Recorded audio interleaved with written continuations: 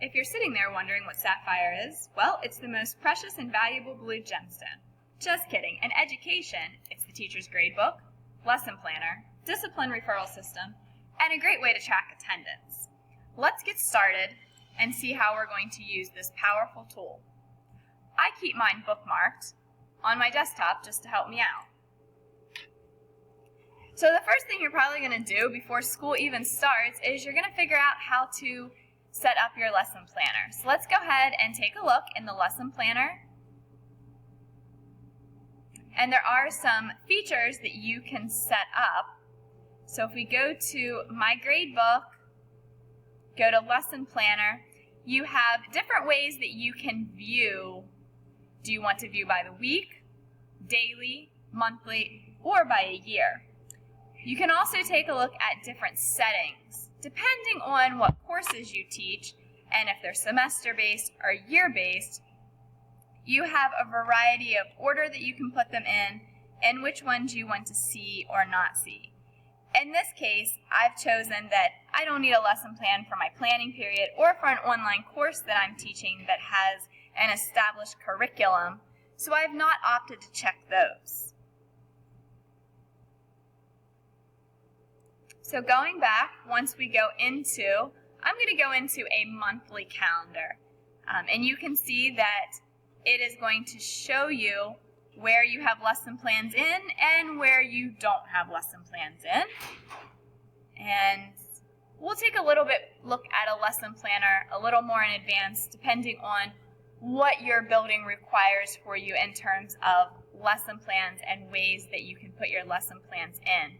If we flip to a weekly view real quick, you can see I actually put a link in, and when you click on this link, it is going to take you to my lesson plans that are actually in a Google Doc. I find that this is the most valuable way for me to effectively write my lesson plans and to actually use them while I'm teaching. I can highlight, I can look at things day by day, I can easily edit, make changes, make myself notes after the unit is over. I find this a handy way to do my lesson plans. You are able to move a lesson plan from one week to another. If I go back to a monthly view and I wanted to bring my advanced digital design lesson down to the current week that we're in, we didn't have school Monday, so this would be today. I can slide that over here. Copy as new. Then I could actually go into that plan and change it as needed. There is a way that you can copy based on a year. Honestly, I don't remember how to do it right now. I think it's changed possibly from year to year, but I could try to get you some more information on that. I personally don't recommend that we copy for a whole year. I think it encourages us maybe to not go back and actually look week to week what we have done and where we're at with our students, that we find ourselves just doing it because we're required to put it there. If we're required to put it there, I feel that we should utilize it. So I do mine based on a weekly basis, and that way I can go back and I can see what I did last year. If I'm at the same spot, go through and tweak it. The next thing you're probably going to need to do is you're going to be able to need to take homeroom attendance, because that's something you have to do the first day of school. So you can see you are going to be provided with your homeroom roster, and you can simply put a check mark if the student is absent. It will record their unexcused absence. That is the only attendance code as a homeroom teacher that we put in. And then you can save. So it's important that you know what your building policy is as to what time the attendance is to be recorded by. It's also important that if you're going to have a sub or another teacher covering your homeroom, that you provide them with information of who to call to report attendance, the extension to reach that individual at, and of course a roster. It is very easy to produce rosters from Sapphire. If we go to Reports, Blank Grid, and you can specify, in this case, maybe I only want the student name, and I want the order to be by the student name. Go to Blank Grid, and I can be ready to print. So now that you've managed to take your homeroom attendance, You've gotten through the first couple of days of school and you have a grade that you're possibly ready to put in. So back on our welcome screen, you can go ahead and choose the course, choose the section because you may teach it more than one period a day, you might teach it more than one semester. You're going to pick that and you're going to go to gradebook. Now you can see this particular gradebook that you can see on the screen. There's already grades in. I've already added assignments. First thing you're going to have to do, of course, is add an assignment. If you go to My Class, you can go to Assignments. You're going to put in the assignment name and assignment code. When typing in an assignment code, you can't have any spaces. Some teachers do like to set categories. That goes in with weighting and how you can track information. If you're going to get into that your first year, I would make sure that you seek a colleague that has done weighting. I don't use weighting, so I'm not familiar with all the nuts and bolts of how the Sapphire system works with that. You're going to put in the total points for the assignment if you'd like to add a description, the date it was assigned, the date it was due, if it was optional, if there's extra credit. And then if you do teach the course more than one period a day, or if you're using the same assignment, I do a weekly journal in all my classes, you can say include other courses, and you can check the courses that you would like this assignment to be produced to. Once you've created your new assignment, of course, you're going to save it. And then when you go back to the main gradebook, that assignment would be listed, and you can key your grades in. It is very nice. You can put your numbers in, and you can simply use the down arrow to put those in. If most of your students, let's say, achieved the 5, maybe that was the max points, there is a way to populate. If you go right here, fill down grade, type in the grade that you wish all the students to receive, and then maybe you only had a couple that maybe they were excused because they were absent.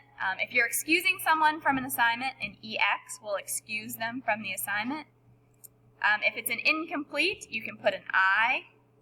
Now, all these do have special settings that we need to take a look at in our preferences. So I'm going to actually go back into that course. I X'd out of it so I didn't actually save those grades. There are preferences that you need to set up for each of your courses. And you'll want to seek a teacher in your building or an administrator to see what your building's policy is for incomplete grades, which are the I, a blank grade, or an E. The EX is always going to be counted as excused.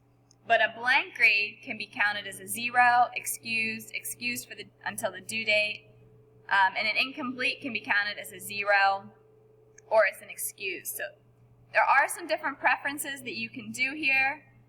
You also have to see you can include other courses if you want.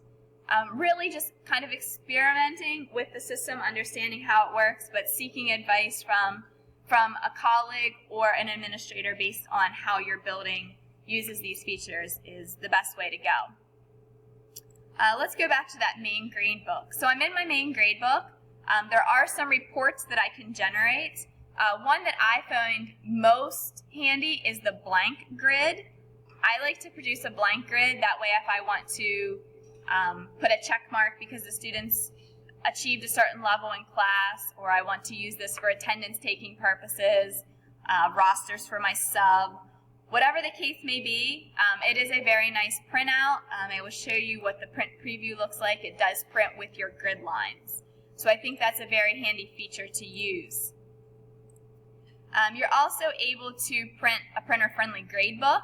So this is where it's going to include the grades that the student has received. I find this very handy maybe if I want to go through and just highlight who has zeros. You can also export these to Excel.